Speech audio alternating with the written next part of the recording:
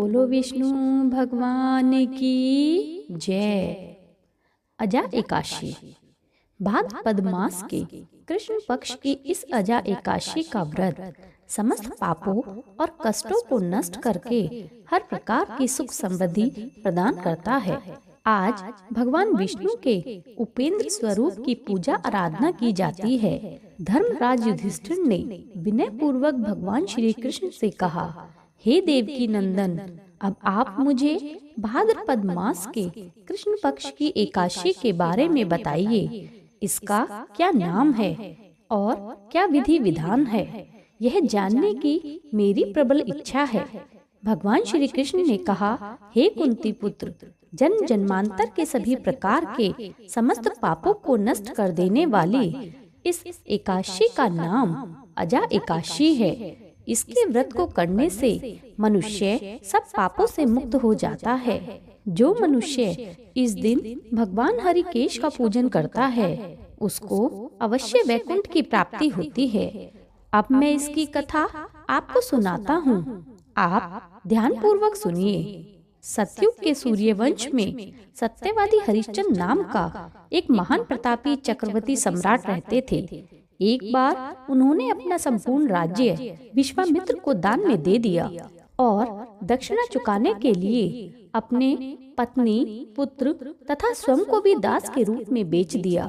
राजा शमशान में चांडाल का दास बनकर सत्य को धारण करता हुआ मृतकों का वस्त्र ग्रहण करता रहा, मगर किसी प्रकार भी सत्य से विचलित नहीं हुआ। कई बार राजा चिंता के समुद्र में डूबकर अपने मन में विचार करने लगता कि मैं कहाँ जाऊं, क्या करूं, जिससे मेरा उद्धार हो जाए। इस प्रकार राजा को कई वर्ष बीत गए। एक दिन राजा इसी चिंता में बैठा हुआ था कि गौतम ऋषि आए। राजा ने उनको प्रणाम किया और अपनी दुख भरी गाथा उनको सुनाई।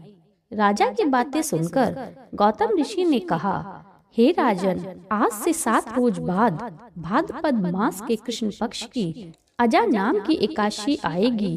तुम विधि पूर्वक उसका व्रत करो। इस व्रत के पुण्य के प्रभाव से तुम्हारे समस्त पाप नष्ट हो जाएंगे।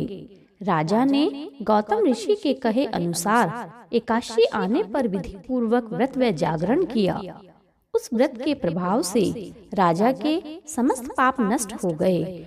आकाश में बाजे बजने लगे और पुष्पों की वर्षा होने लगी। ब्रह्मा, विष्णु, शिव तथा इंद्र आदि देवता भी उसके सामने आकर उपस्थित हो गए।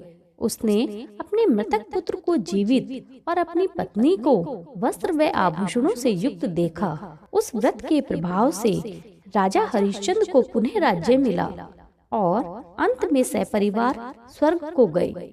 अंत में भगवान कृष्ण ने कहा, हे युधिष्ठिर, यह सब अजा एकादशी के प्रभाव से ही हुआ था। जो मनुष्य विधि पूर्वक इस व्रत को करते हुए रात्रि का जागरण करते हैं, उनके समस्त पाप नष्ट हो जाते हैं और अंत में वो स्वर्ग लोक को प्राप्त होते हैं। इस एकादशी की कथा के श्रवण मात्र से ही अश्वमेघ यज्ञ का फल मिलता है। बोलो विष्णु भगवान की जय।